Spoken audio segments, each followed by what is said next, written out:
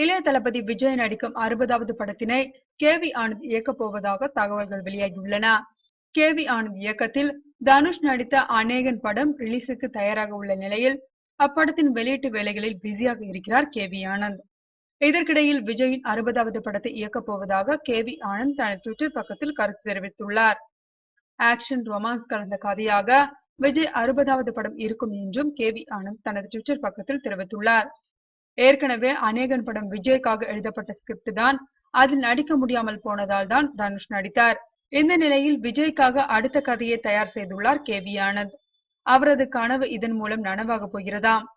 தனது அடுத்த பட ஹீரோ விஜய் என்று அறிவித்துள்ளார் கே.வி. ஆனந்த். விஜய்க்கு ஜோடி யார் என்பதை கூறவில்லை. விஜய் தற்போது சிம்புதேவன் இயக்கத்தில் நடித்து வருகிறார். இதனையடுத்து 59வது படமாக ராஜாராணி புகழ் அட்லியுடன் இணைகிறார் விஜய். தொடர்ந்து 60வது படத்திற்கும் தயாராகிவிட்டார் விஜய். 2015ஆம் ஆண்டு விஜய் ரசிகர்களுக்கு மிகப்பெரிய விருந்தாக அமையும், அதில் எந்த சந்தேகமும் இல்லை.